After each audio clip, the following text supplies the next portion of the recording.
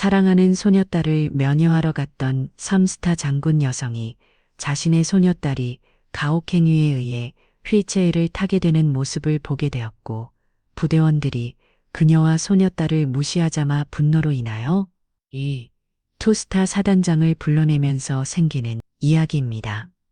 구독과 좋아요를 해주시면 더 좋은 사연으로 보답하겠습니다. 대한민국 국군의 지휘부가 모여 있는 서울 용산의 합동참모본부, 그 중에서도 군서열 2위에 해당하는 합참차장 집무실에 주인은 군 내부에서 살아있는 전설로 통하는 인물이었다.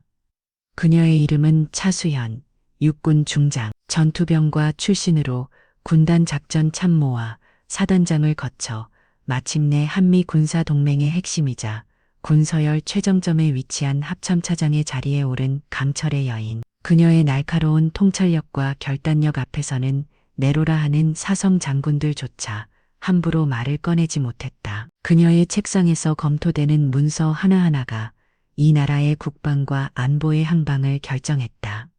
하지만 오늘 그녀는 별 3개를 얻게 짊어진 합참차장이 아니었다. 엄정한 장군 복 대신 단정하지만 기품 있는 진의 3개를 입은 그녀는 운전병을 물리고 직접 자신의 승용차를 몰았다. 그녀의 차는 복잡한 서울 도심을 빠져나와 경기도 이천에 위치한 한 비밀스러운 부대를 향해 달렸다. 제707 특수임무단 통칭 흑표부대. 합참차장인 그녀에게 707은 국가 비상사태 시 가장 먼저 투입해야 할 최정의 전략 자산이자 국가의 가장 날카로운 발톱이었다. 그런 부대에 그녀의 유일한 혈육이자 눈에 넣어도 아프지 않을 손녀 윤가온 하사가 복무하고 있었다. 3대째 군인의 길을 걷는 손녀, 임관식에서 검은 베레모를 쓰고 늠름하게 격리하던 손녀의 모습을 떠올리자 강철 같던 그녀의 입가에도 희미한 미소가 떠올랐다. 하지만 이 나라에서 가장 혹독하고 위험한 임무를 수행하는 손녀를 생각하면 금세 가슴 한쪽이 아려왔다. 마침내 부대의 위병소에 도착했다. 위병소 근무를 서던 젊은 병사가 다가와 한치의 흐트러짐도 없는 자세로 거수경례를 했다. 어떤 용무로 오셨습니까?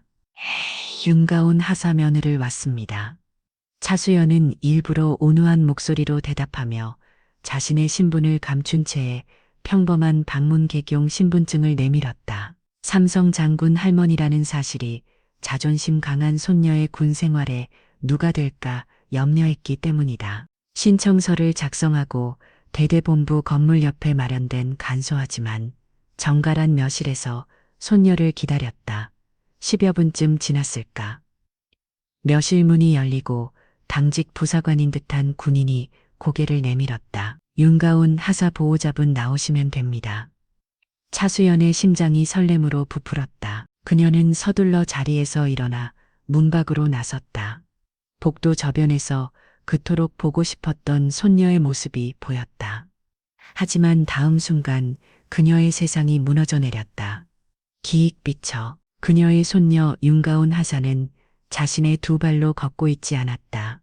낡은 군용 휠체어에 앉아 힘겹게 바퀴를 굴리며 다가오고 있었다. 한쪽 다리에는 발목부터 무릎까지 두꺼운 기스가 감겨 있었고 검은 베레모 아래로 드러난 얼굴은 피깃 하나 없이 창백했다. 한때 흑표범처럼 빛내던 눈동자는 모든 빛을 잃은 채 턱 비어 있었다.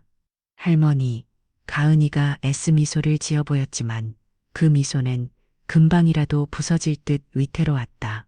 차수연은 그 자리에 얼어붙었다. 수십만 대군을 호령하던 그녀의 머릿속이 하얗게 비어버렸다. 불과 지난주 통화에서 대테로 훈련에서 최고의 성적을 받았다며 씩씩하게 웃던 목소리가 귓가에 생생했다.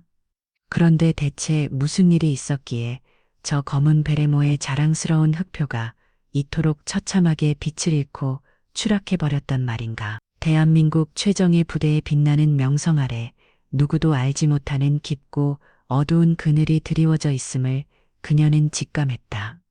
가은아, 이게 대체 무슨 일이냐. 차수연의 목소리는 미세하게 떨리고 있었다. 그녀는 성큼성큼 다가갔다. 휠체어 앞에 몸을 낮추고 피키 없는 손녀의 얼굴을 감쌌다. 차갑게 식어버린 피부에 감촉해 심장이 쿵하고 바닥으로 떨어졌다. 하할머니 놀라셨구나. 이거 아무것도 아니에요. 윤간하사는 마치 준비된 연극을 하듯 부자연스러울 정도로 퇴활한 목소리로 말했다. 지난주에 건물 침투 훈련하다가요. 발을 좀 헛디뎌서 빗끝했어요. 저희 707에서는 이 정도 부상은 그냥 가벼운 찰과상 같은 거예요. 군의관님도 금방 낫는다고 하셨어요. 그녀는 괜찮다는 말을 반복하며 애써 웃어 보였다. 하지만 그 모습은 오히려 보는 사람의 마음을 더욱더 찢어지게 만들었다. 차수연은 수십 년간 수많은 군인들을 겪어온 최고의 지휘관이었다. 그녀는 단번에 알 수 있었다. 저것은 사고를 당한 군인의 모습이 아니라 감당할 수 없는 모욕과 폭력의 영혼까지 짓밟힌 피해자의 모습이라는 것을. 가은이의 눈동자 깊은 곳에는 감출 수 없는 공포와 수치심이 도사리고 있었다. 침투 훈련 중 사고라고. 차수연의 눈빛이 칼날처럼 날카로워졌다. 당시 기상과 훈련 상황은 어땠지? 최초 상황 보고는 누구에게 어떻게 이루어졌으며 후송은 누가 담당했지? 관련 서류를 직접 확인해야겠다. 그녀의 질문은 부드러웠지만 합참의 감사를 주관하는 듯한 서슬퍼런 기세가 담겨 있었다. 가은이의 얼굴이 순간 굳어졌다. 아이고, 할머니는 무슨 서류까지. 정말 괜찮다니까요? 그냥 제가 운이 없었던 거예요. 가은이는 필사적으로 대답을 회피했다. 그 모습이 차수연의 의심을 더욱 증폭시켰다. 707 부대의 훈련 중 사고는 그 경중을 막론하고 합참 지휘통 제실까지 즉각 보고되는 중대 사안이었다. 하지만 가은이의 설명은 모든 것이 두루묵술하고 앞뒤가 맞지 않았다. 그녀가 소녀를 더 추궁하려던 순간 등 뒤에서 오만함과 짜증이 가득 섞인 거친 목소리가 들려왔다. 아, 거기 아직도 안 가고 뭐 하는 거야? 면회 시간 5분이나 지났잖아. 산전수전 다 겪은 베테랑의 풍물을 풍기는 원사 한 명이 팔짱을 긴 채에 거들먹거리며 다가오고 있었다. 부대의 주임원 사인 듯한 그는 자신의 귀한 주말을 방해받았다는 듯 노골적으로 불쾌한 표정을 짓고 있었다. 그의 명찰에는 백상철이라는 이름이 적혀 있었다. 주에 죄송합니다. 백원사님, 저희 지금 막 가려던 참이었습니다. 가은이가 화들짝 놀라며 허리를 굽혔다. 그녀의 모습은 상관을 대하는 부하의 모습이라기보다는 뱀 앞에 개구리처럼 잔뜩 겁에 질려 있었다. 나수연의 심장이 얼음장처럼 차갑게 식어매렸다.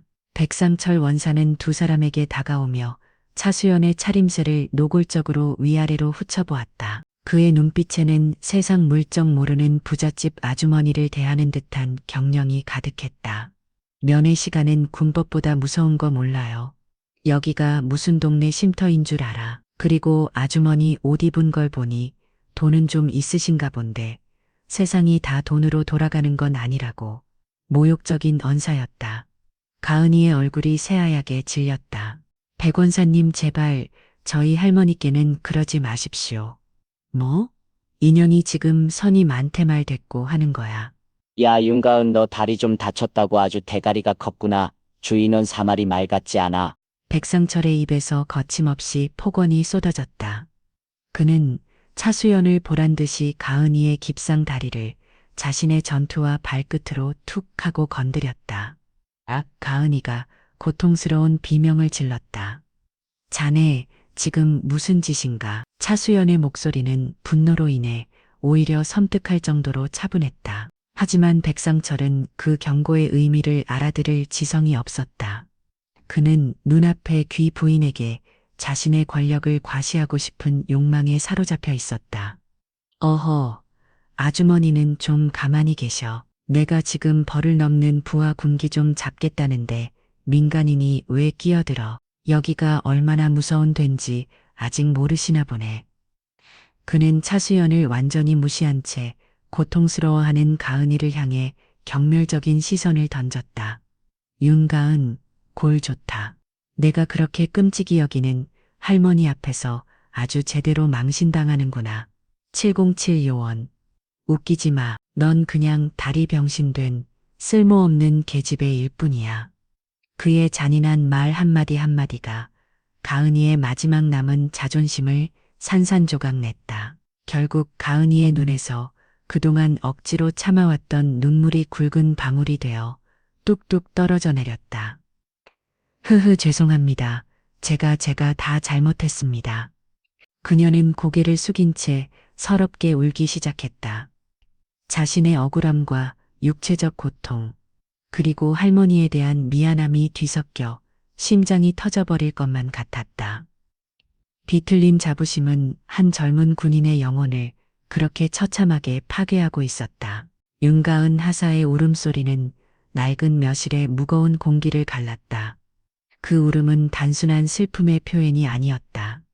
자신의 모든 것을 바쳐 충성하고자 했던 군대에서 가장 믿었던 선임에게 짓밟힌 명예에 대한 통곡이었고, 끔찍한 진실을 말할 수 없는 자신의 나약함에 대한 절규였으면, 이 모든 비참한 모습을 세상에서 가장 사랑하는 할머니에게 보이고 있다는 수치심이 뒤섞인 영혼의 피눈물이었다. 자수연은 손녀의 무너진 어깨를 보며 자신의 피가 머리끝까지 솟구쳐 오르는 것을 느꼈다. 40년간 그녀가 지키고 가르쳐온 군인의 명예와 전우회가 눈앞에 저 버러지 같은 자의 군홧발 아래서 더럽혀지고 있었다. 하지만 백상철 원사의 잔인함은 멈출 줄을 몰랐다. 그는 우는 가온이를 향해 혀를 차며 말했다. 찐찍 젖골 좀 보시오. 아주머니, 저게 다지가 모자라서 다친 겁니다. 그의 입에서 나온 말은 단순한 폭언을 넘어서 피해자에 대한 잔인한 조롱이었다. 정신력도 체력도 우리 707 수준에 한참 못 미치니까 저렇게 하루아침에 휠체어 신세나 지는 거 아니겠어? 우리 부대엔 저런 쓸모없는 군인은 필요 없단 말이요. 그의 말은 가온이의 상처에 소금을 뿌리는 것과 같았다. 가온이는 쓸모없는 군인이라는 말에 심장이 멎는 듯한 충격을 받았다. 그녀는 더 이상 울음소리도 내지 못한 채 그저 팔을 떨기만 했다. 거보시오. 저렇게 울기나 하니 쓸모없는 군인이라는 거예요. 백상철은 경멸적인 웃음을 흘리며 말했다. 그리고 당신 아주머니, 당신 소녀가 저 모양 젖골이 된 건 다 당신이 저렇게 나약하게 키워서 그런 거야. 귀한 소녀 군대 보내놓고 마음이 아파? 그럼 당장 데리고 꺼져. 우리 부대는 노인네나 장애인이 와서 떼쓸 곳이 아니라고. 그는 한 걸음도 다가와 차수연의 얼굴 바로 앞에서 침을 튀기며 고함을 질렀다. 마지막으로 경고한다. 그 다리 병신 든 소녀들이고 당장 내 눈앞에서 사라져. 다시 한번 내 눈에 띄면 그땐 그 목발로 내년 다리 몽둥이를 아예 분질러 버릴 줄 알아. 병신 계집에 쓸모없는 군인 썩 꺼져라. 인간이 인간에게 할 수 있는 가장 저열하고 추악한 단어들이 대한민국 최정예 부대라는 공간 안에서 버젓이 울려 퍼지고 있었다. 그 순간 차수연의 머릿속에서 이성의 마지막 끈이 툭 하고 끊어졌다. 그녀는 더 이상 슬프지도 분노하지도 않았다. 그 모든 감정이 사라진 자리에 차갑고 시리도록 투명한 절대 영도의 평온한 만이 남았다.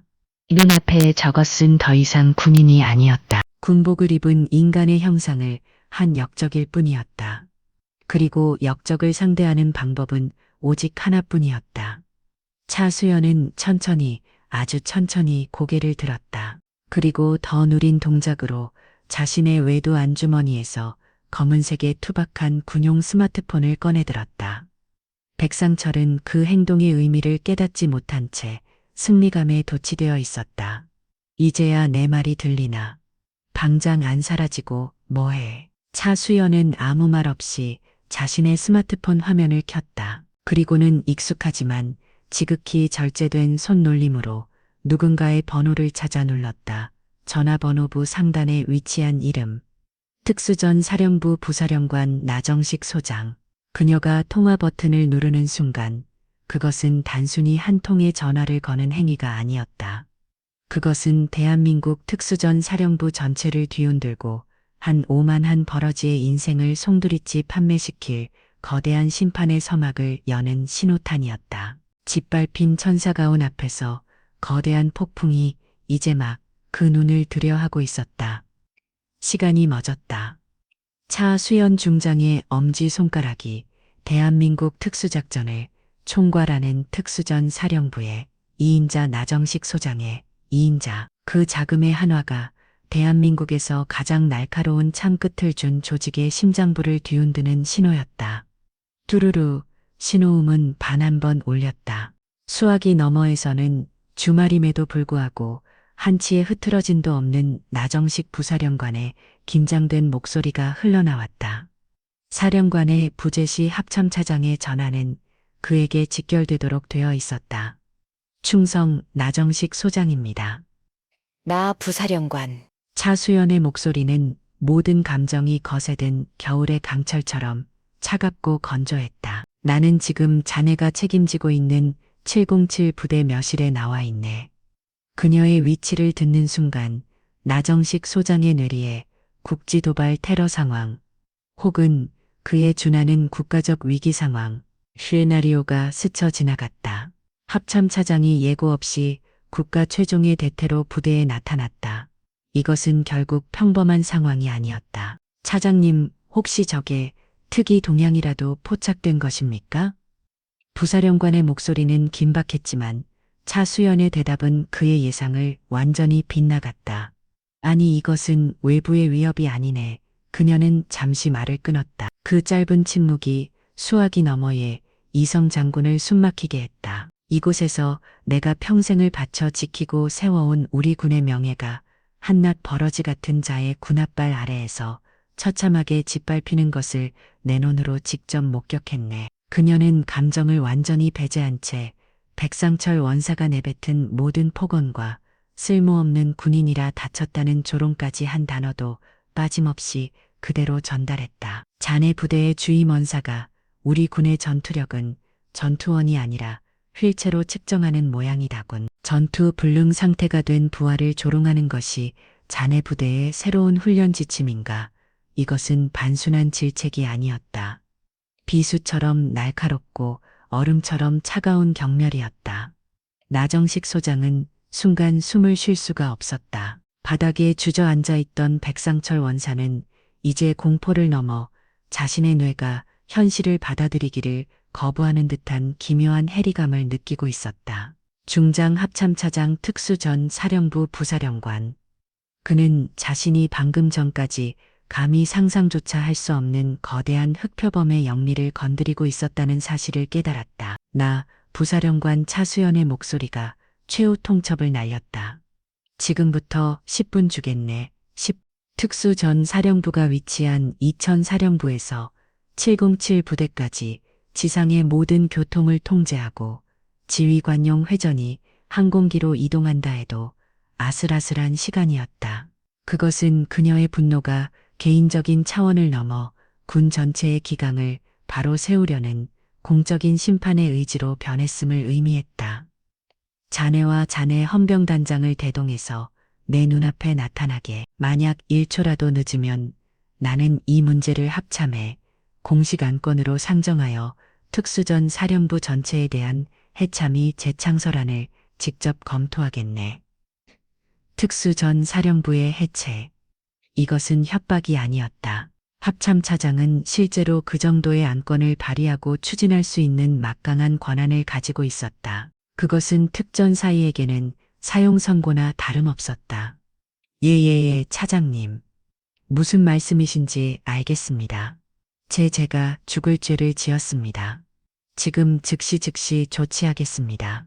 어떻게든 10분 안에 가겠습니다. 충성 나정식 부사령관의 필사적인 외침을 끝으로 차수연은 통화를 종료했다. 철컥 대한민국 특수전 사령부의 운명을 가르는 소리가 낡은 며칠에 울려 퍼졌다.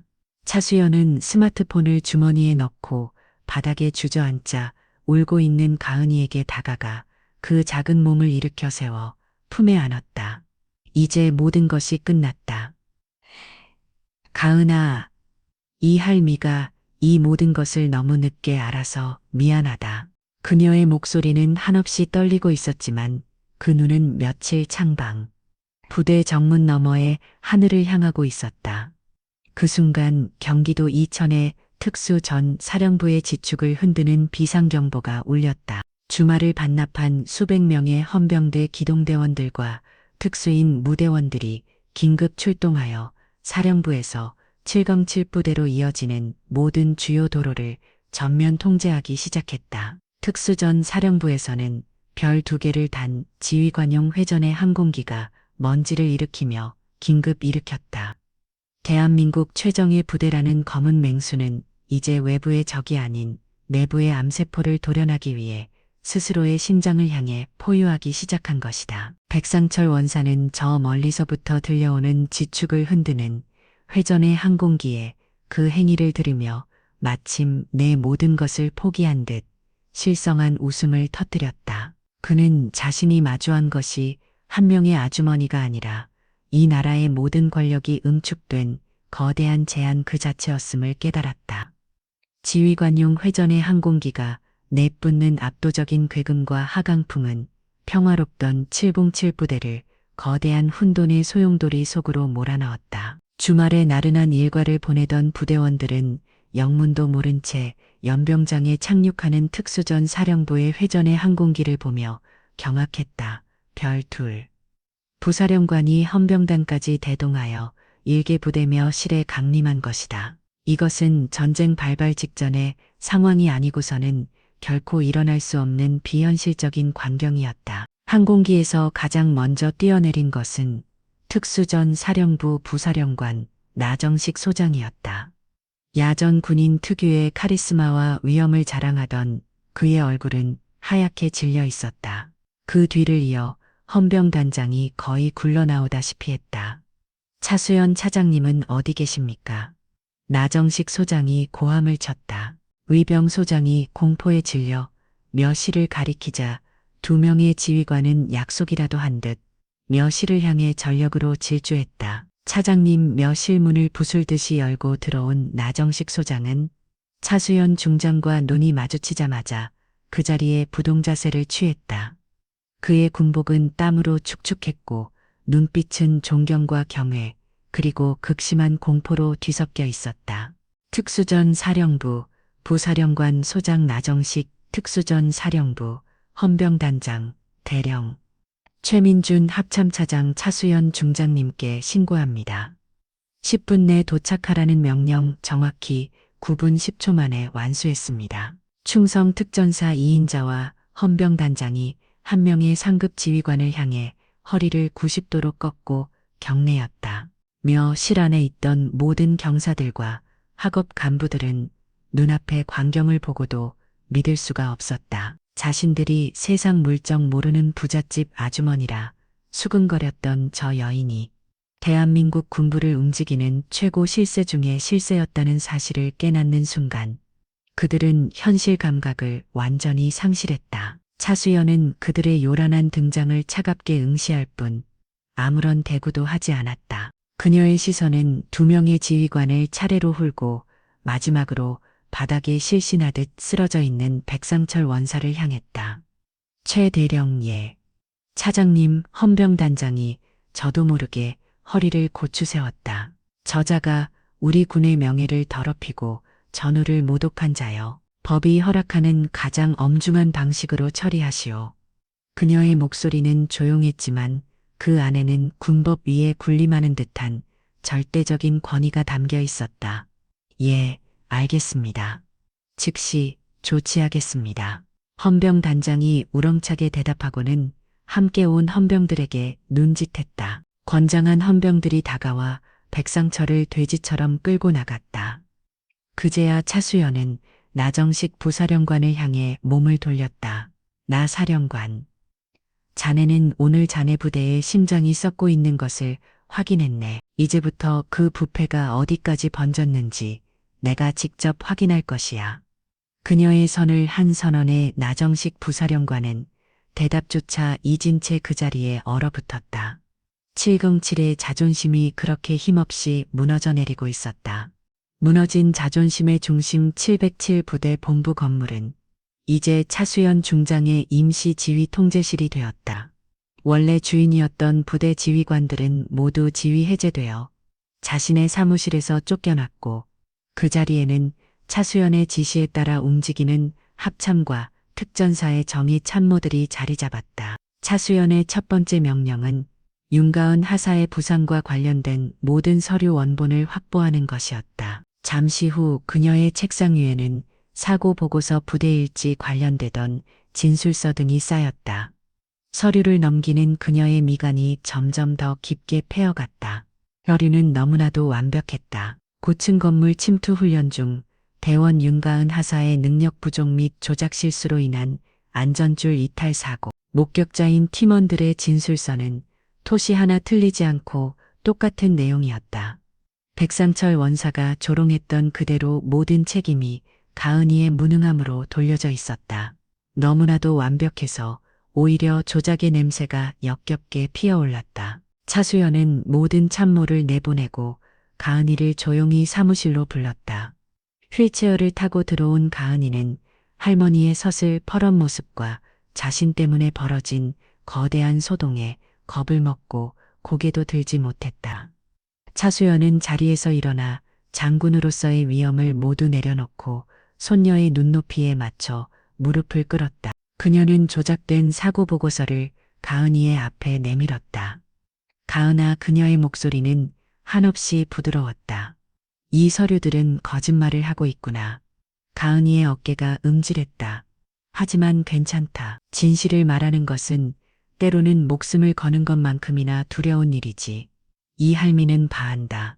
그러니 괜찮다. 내가 말할 수 있는 만큼만 아주 작은 것이라도 좋으니 이 할미에게 말해주려. 할머니의 따뜻한 위로와 모든 것을 이해한다는 눈빛에 그동안 공포로 꼼꼼 얼어붙었던 가은이의 마음이 조금씩 녹아내리기 시작했다. 흐흐, 칼니. 가은이의 입에서 마침내 억눌려왔던 진실의 파편들이 터져나왔다. 그녀의 이야기는 충격적이었다. 부상의 원인은 단순한 사고나 능력 부족이 아니었다. 그것은 백상철 원사와 그의 무리들이 저지른 명백한 의도적 가해 행위였다. 얼마 전 있었던 다른 훈련에서 백 원사가 안전 규정을 무시하고 무리한 지시를 내렸던 적이 있었다. 그때 가은이가 절차에 따라 위험성을 보고하자 백 원사는 자신의 권위에 도전했다며 그녀를 몹시 미워하기 시작했다. 그는 팀원들 앞에서 공공연히 전혀 능력도 안 되면서 입만 살았다며 가은이를 모욕했고 쓸모없는 군인이라는 낙인을 찍어 심리적으로 고립시켰다. 그리고 사건이 벌어졌던 침투 훈련 날 그는 고의적으로 가은이의 안전 장비에 문제를 만들었다. 가장 위험한 순간에 장비가 오작동하도록 손을 써놓은 것이다. 추락한 저에게 그는 다가와서 이렇게 말했어요. 이게 바로 임만 3년의 최후다. 여기서 한마디라도 잘못 놀리면 넌 영원히 쓸모없는 병신으로 군 생활을 마감하게 될 거다라고. 함께 있던 팀원들에게도 전연처럼 되고 싶지 않으면 알아서 잘 처신하라고 협박하여 모두의 입을 막아버렸다.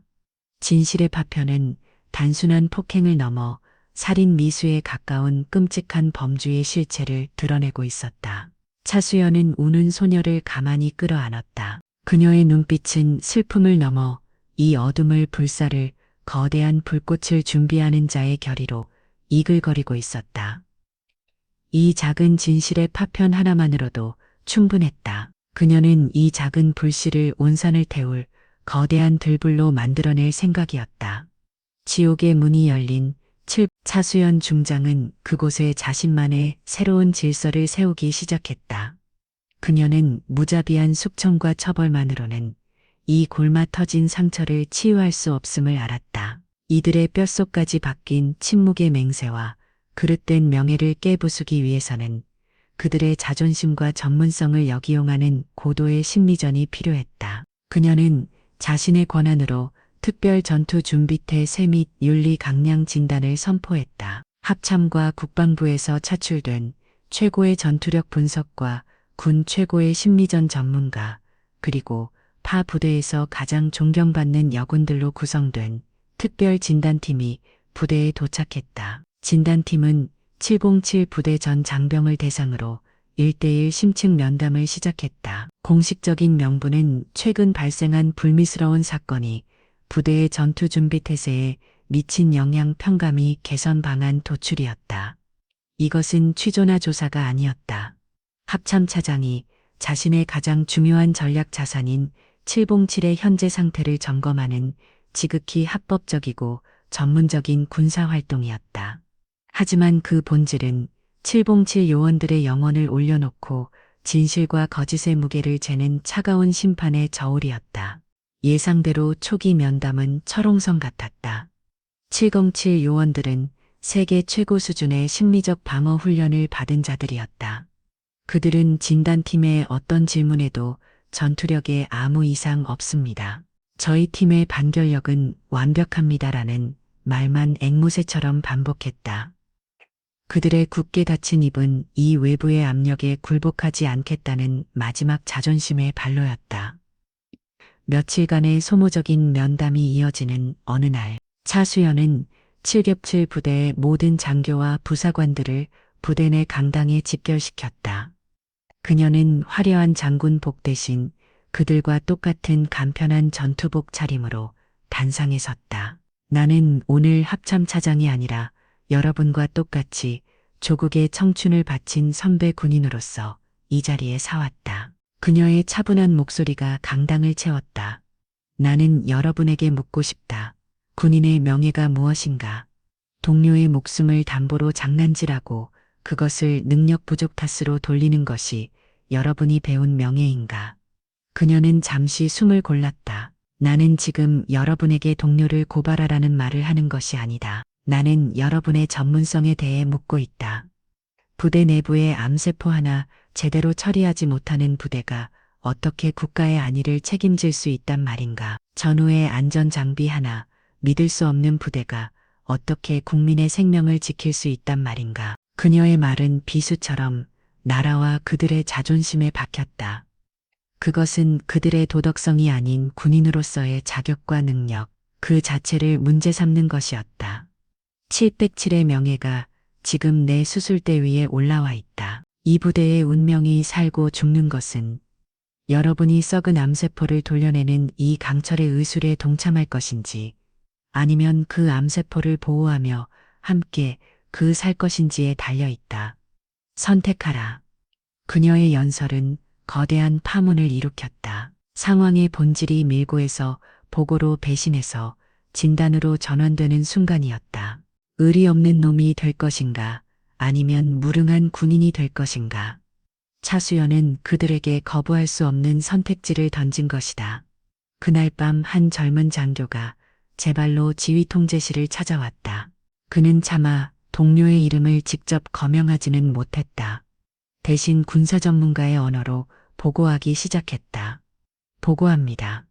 저희 팀의 전투력 처해 요인에 대해 말씀드리겠습니다. 특정 선임 부사관의 독단적이고 비합리적인 지휘 방식으로 인해 팀원들 간의 신뢰가 붕괴되었으며 특히 훈련관 안전장비에 대한 불신이 팽배하여 작전 수행 시 치명적인 약점으로 작용할 수 있습니다. 그것은 고백이 아니었다. 전문가로서의 보고였다. 그러나 그 보고는 철옹성 같았던 침묵의 성체를 내부에서부터 무너뜨리는 강력한 망치가 되었다. 심판의 저울이 마침내 진실의 방향으로 기울기 시작했다. 한 명의 용기 있는 보고는 굳게 닫혀있던 수문의 작은 균열이 되었다. 차수연과 균열의 특별진단팀은 그 균열을 놓치지 않았다. 그들은 젊은 장교의 보고를 토대로 훈련 장비 안전성 및 신뢰도, 저해 요인 심층 분석이라는 명목하에 해당 팀원들에 대한 재면담에 들어갔다. 윤건하사가 사용했던 안전 장비에 구체적으로 어떤 이상이 있었나? 평소 장비 관리는 어떻게 이루어졌으며 그 과정에서 비합리적인 부분은 없었나? 진단팀은 더 이상 범죄를 캐물지 않았다. 대신 군사 전문가의 입장에서 장비의 신뢰성과 안전 절차에 대해 지교하게 파고들었다. 그러자 놀라운 변화가 일어났다. 과외 행위에 대해서는 입을 닫았던 요원들이 장비 결함과 안전 문제에 관한 질문에는 조금씩 입을 열기 시작한 것이다. 그들은 배신자가 되고 싶지는 않았지만 무능한 비전문가로 낙인 찍히는 것은 죽기보다 싫었기 때문이다. 그날 훈련 직전 백상철 원사께서 유독 윤가운 하사의 장비만 따로 챙겨서 점검하셨습니다. 평소에는 각자 장비를 점검하는 것이 원칙인데 이례적인 일이었습니다. 윤가운 하사가 추락한 직후 백원사께서는 추락 원인을 파악하기보다 현장의 장비를 회수하여 치우는데 급급했습니다. 저는 그것이 부대의 전투력 발전에 전혀 도움이 되지 않는 행위라고 생각합니다. 고백의 물꼬가 트였다. 한번 터져나온 진실은 거대한 홍수가 되어 707이라는 굳건한 성체를 집어삼키기 시작했다. 요원들은 경쟁이라도 하듯 그동안 부대 내에서 자행되었던 온갖 비합리적이고 비전문적인 행태들을 전투력 저하 요인이라는 이름으로 보고하기 시작했다. 그 진실들은 끔찍했다. 백상철 원사를 중심으로 한 특정 무리들이 부대 내의 인사훈련, 보급까지 좌지우지하며 자신들만의 왕국을 건설했다는 사실이 드러났다. 그들은 자신들의 말을 듣지 않는 요원들을 관심병사로 낙인 찍어 따돌리거나 위험한 훈련으로 내모라 부상을 입힌 뒤 개인 부주의와 능력 부족으로 덮어 씌웠다. 심지어는 최첨단 대테로 장비를 빼돌려 외부로 유출하려 한 정황까지 포착되었다. 특전사령부의 안전한 숙소로 옮겨진 윤가은 하사의 상세한 진술과 정밀 의료 기록은 이 모든 증언들을 뒷받침하는 결정적인 증거가 되었다. 그녀는 자신을 찾아온 할머니에게 자신뿐만 아니라 다른 동료들이 겪었던 부조리에 대해서도 용기를 내어 털어놓았다. 그녀의 용서는 오히려 다른 피해자들이 입을 여는 기폭제가 되었다. 진단팀이 한 달간 정리한 보고서는 백과 사전만큼이나 두꺼웠다. 그 안에는 대한민국 최정예 부대의 민낯이라고는 믿을 수 없는 은혼과 종류의 범죄와 빌리 부패의 기록들이 빼고 기 담겨 있었다. 차수연은 보고서의 마지막 장을 덮었다. 그녀의 얼굴에는 어떤 표정도 없었다. 하지만 그녀의 눈동자는 이 모든 것을 묵인하고 방조한 자들에 대한 차가운 분노로 불타고 있었다. 거짓의 성은 무너졌다. 이제 그 폐해 속에서 옥석을 가려내고 썩어 빠진 돌들을 골라내어 불태워버릴 시간이었다. 그녀는 임시 지휘통제실에 대기하고 있던 나정식 특전사 부사령관을 불렀다. 부동자 새로 서 있는 그에게 그녀는 마지막이 말했다. 나, 사령관, 자네 부대의 오염 상태가 내 생각보다 훨씬 심각하군. 송구합니다. 차장님, 이제 진단을 끝낼 때가 된 것 같네. 지금부터 대수술을 시작하지. 차수연의 눈빛이 번뜩였다.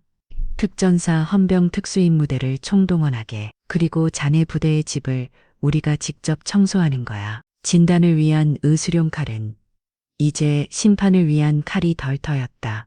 대수술이 시작된 날 새벽 707 부대는 다시 한번 지축을 울리는 그 행음에 잠을 깼다. 그러나 이번에 그 행음은 회전이 항공기의 소리가 아니었다. 특전사령부 헌병 특수임무대에 장갑차 수십 대가 어둠을 뚫고 부대 전체를 포위하는 소리였다. 중무장한 헌병 특김대원들이 한치의 오차도 없는 움직임으로 막사와 숙소 건물로 진입했다. 그들의 목표는 명확했다. 지난 한 달간의 조사를 통해 확보된 증거를 토대로 부패의 핵심의 인물들을 일망타진하는 것이었다. 백상철 원사, 살인 미수 직권 남용 특수포행치상, 초병 특수협박, 군용물 횡령 등 21개 혐의로 긴급 체포한다. 최민준 중사, 상습적인 금품 갈취 가혹행위 범죄 의리 혐의로 체포한다. 어제까지만 해도 부대원들 위에 군림하며 왕처럼 행세하던 그들이었다. 그러나 이제는 소고파람으로 짐승처럼 울부짖으며 끌려나왔다. 일부는 격렬하게 저항했지만 잘 훈련된 특김대원들 앞에서는 어린애 반항에 불과했다. 그날 새벽에만 백상철 원사를 포함한 그의 무리들과 그들에게 동조했던 간부, 그리고 이 모든 사실을 알고도 묵인했던 중대장과 팀장 등 총 31명이 체포되었다. 부대의 지휘 체계와 부사관단이 하루아침에 공중분해된 것이다. 107 부대 창설 이래 가장 거대하고 치욕적인 심판의 불길이었다. 숙청의 칼날은 거기서 멈추지 않았다. 사건의 전말은 차수연 중장의 지시에 따라 국방부의 공식 발표를 통해 언론에 공개되었다. 대한민국 최정예 부대에서 벌어진 끔찍한 사건에 온 국민이 경악하고 분노했다. 국회에서는 국방위원회 청문회가 열렸고 이 자리에 증인으로 출석한 나정식 특전 사부 사령관은 국회의원들의 날 선 질타 앞에 고개를 숙여 했다. 결국 그는 지휘 책임을 지고 다른 한직으로 밀려나며 사실상 군인으로서의 생명이 끝났다. 최초 보고를 묵살라고 사건을 축소하려 했던 707 부대장 역시 파면되어 군 검찰에 구속되었다. 모든 부패의 뿌리가 뽑혀나간 자리. 차수연은 살아남은 혹은 이번 사건에 연루되지 않은 부대원들을 모두 강당에 집결시켰다. 그들의 얼굴에는 동료를 잃은 슬픔과 배신감, 그리고 부대가 해체될지도 모른다는 공포가 뒤섞여 있었다. 차수연은 반상 위에 서서 그들을 한 명 한 명 둘러보았다. 고개를 들라. 그녀의 목소리에 모두가 천천히 고개를 들었다. 여러분은 지금 대한민국군 역사상 가장 치욕적인 순간을 마주하고 있다. 여러분이 목숨처럼 여겼던 흑표의 명예는 땅에 떨어져 짓밟혀왔다. 부끄러운 줄 알라. 그리고 분노하라. 여러분의 동료가 저지른 죄에 대해, 그리고 그것을 막지 못했던 여러분 자신의 나약함에 대해. 그녀는 잠시 말을 멈췄다. 하지만 오늘 우리는 이 치욕의 역사에 마침표를 짓고 새로운 역사를 시작하려 한다. 오늘부로 과거의 707을 죽었다. 그리고 오늘 이 자리에서 새로운 707을 태어날 것이다. 그녀는 새로운 707 부대장으로 예전에서 가장 존경받는 지휘관이자 차수연, 자신이 직접 검증한 인물을 소개했다. 새로운 707은 과거의 그 어떤 부대보다도 강하고 투명하며 명예로운 부대가 될 것이다. 그 과정은 고통스럽고 험난할 것이다. 하지만 나는 여러분을 믿는다. 이 젠더미 속에서도 진정한 군인의 영혼을 지켰는 여러분의 가능성을 믿는다. 그녀는 강당을 가득 메운 젊은 요원들을 바라보며 마지막 말을 던졌다. 선택하라. 이 치욕의 역사와 함께 땅속으로 묻힐 것인가, 아니면 내 손을 잡고 가장 위대한 부활의 역사를 함께 써 내려갈 것인가. 그녀의 외침에 침묵하던 강당 곳곳에서 하나둘씩 대답이 터져나오기 시작했다. 그것은 처음에는 작은 흐느낌이었지만 이내 거대한 함성이 되어 하늘을 뒤덮었다. 심판의 불길은 모든 것을 태웠다. 이제 가장 고통스럽고 위대한 재건의 시간이 시작되고 있었다. 그로부터 2년 뒤 육군 특수전 사령부 대테로 훈련장. 매년 각 여단과 단을 대표하는 최종의 요원들이 모여 자흥을 겨루는 특전사탑팀 경연대회의 마지막 날이었다. 대회 마지막 종목은 테러리스트에게 점령당한 고층 빌딩에 침투하여 인지를 구출하고 적 지휘부를 생포하는 복합 전술 훈련이었다. 모두의 시선은 마지막 주자로 나선 두 팀에게 쏠려 있었다. 전통의 강호 기성부대와 2년 전 부대 전체가 해체 직전까지 가는 치욕을 겪었던 707 특수의 무단이었다.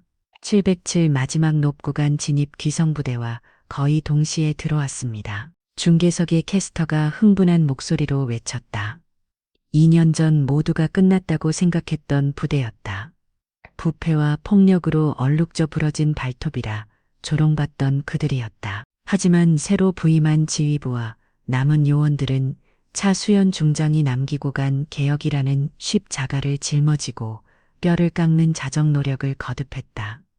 그리고 마침내 과거의 오명을 씻고 이 자리까지 올라온 것이다. 707 팀의 움직임은 과거와 확연히 달랐다. 개인의 기량에 의존하던 오만함은 사라지고 그 자리에는 서로의 눈빛만 봐도 통하는 강철 같은 협동 정신이 자리 잡고 있었다. 가자, 할 수 있다. 팀의 가장 선두에서 신 목소리로 동료들을 독려하며 마지막 장애물을 넘는 것은 한 명의 여군이었다. 2년의 시간이 흘러 이제는 하사를 넘어 어엿한 중사가 된 윤가은이었다. 그녀의 얼굴에서는 더 이상 과거의 상처와 유약함을 찾아볼 수 없었다. 대신 그 자리에는 수많은 시련을 극복해낸 자의 강인함과 팀원 전체를 아우르는 따뜻한 통솔력이 깊게 새겨져 있었다. 그녀는 이제 더 이상 삼성 장군 소녀가 아니었다. 707 부대원 모두가 진심으로 인정하고 따르는 최고의 팀장이자 살아있는 전설이었다. 마지막 복합 사격 구간, 과도한 체력 소모로 인해 가은이의 격발이 미세하게 흔들렸다. 그때 팀의 막내인 하나사가 소리쳤다. 팀장님, 50방향 추풍입니다. 반 눈금 수정하셔야 합니다. 과거의 707이었다면 상급자의 판단에 감히 후임이 의견을 내는 것은 상상도 할 수 없는 일이었다. 하지만 가은이는 망설이지 않았다. 그녀는 자신의 감을 믿는 대신 동료의 판단을 즉시 받아들였다. 실시 수정한다 당을. 그녀의 총구에서 불꽃이 부모져 나갔고 마지막 표적이 정확히 쓰러졌다. 거의 동시에 결승선을 알리는 버저자 올렸다. 우승 제707 특수임무단 2년 만에 특전사 탑팀 왕자를 탈환합니다. 캐스터의 외침과 함께 707 팀원들은 서로를 부둥켜 안고 포효했다. 그것은 단순한 우승이 아니었다. 치욕과 절망의 젖더미 속에서 피와 땀으로 다시 피워낸 명예의 부활을 알리는 신호탄이었다. 관중서 한쪽 가장 후미진 곳에서 이 모든 광경을 조용히 지켜보는 한 사람이 있었다. 화려한 장군복 대신 수수한 외투를 입은 이제는 평범한 시민으로 돌아온 차수연이었다. 그녀는 2년 전 707 부대의 개혁을 완수한 뒤 평생을 바쳤던 군에 미련 없이 전역을 신청했다. 그녀는 흙, 먼지 버벅이 든 채 동료들과 어울려 기쁨의 눈물을 흘리는 소녀의 모습을 그저 가만히 바라보았다. 자신의 손으로 직접 뿌린 씨앗이 이제는 상상 이상으로 훌륭하고 강인한 나무로 자라나 있었다. 그 모습을 보는 것만으로도 지난 세월의 모든 고통과 번뇌가 눈녘듯이 사라지는 듯했다. 시상식이 끝나고 가은이는 동료들과 기쁨을 나누다 말고 관중석을 두리번거렸다. 이내 구석에 앉아있는 할머니를 발견하고는 환한 미소를 지었다. 그녀는 동료들에게 양해를 구하고 한달음에 할머니에게 달려갔다. 할머니, 오셨어요? 우리 가은이 정말 멋지더라. 이 할미는 이제 여한이 없다. 차수연이 소녀의 땀으로 축축한 얼굴을 자랑스럽게 닦아주었다. 두 사람은 나란히 앉아 승리의 함성이 잦아든 훈련장을 바라보았다. 할머니, 저 이제 알 것 같아요. 가은이가 먼저 입을 열었다. 진짜 강함은 혼자 완벽해지는 게 아니더라고요. 서로의 약점을 채워주고 함께 일어설 때 그때 비로소 가장 강한 팀이 되는 거였어요. 할머니가 제게 그리고 우리 부대에 가르쳐 주신 가장 큰 교훈이에요. 그녀는 더 이상 할머니의 보호를 받는 소녀가 아니었다. 새로운 7빅7의 정신을 이끌어갈 지도자였다. 차수연은 아무 말 없이 가은이의 손을 꼭 잡았다. 이제 그녀의 역할은 정말로 끝났다. 그녀가 평생을 바쳐 이루고자 했던 이상이 이제 손녀의 가슴속에서 더욱더 단단하고 위대한 현실이 되어서라. 숨쉬고 있었다. 며칠 뒤 서울 현충원. 차수연은 먼저 세상을 떠난 남편의 묘비 앞에 섰다. 그녀는 조용히 손녀가 팀원들과 함께 어깨동무를 하고 환하게 웃고 있는 사진을 묘비 앞에 내려놓았다. 여보 보고 있어. 우리 가은이가 당신과 내가 그토록 지키고 싶었던 군인의 명예를 저렇게 멋지게 지켜내고 있어. 그녀의 입가에 잔잔한 미소가 떠올랐다. 그녀는 이제 한 명의 군인이 아닌 그저 자랑스러운 소녀를 둔 평범한 할머니로서의 삶을 살아갈 것이다. 철혈의 심장을 가져던 강철 나비는 역사의 귀한 길로 사라졌지만 그녀가 남긴 위대한 정신은 수많은 젊은 군인들의 가슴 속에 살아 숨 쉴 터였다. 그리고 그녀가 일으켜 세운 흑표는 더 이상 과거의 상처에 얽매이지 않고 가장 높은 하늘을 향해, 가장 위대한 신호를 향해 힘차게 날아오를 것이다. 오늘도 인생지의 말씀을 잘 들어주셔서 감사합니다.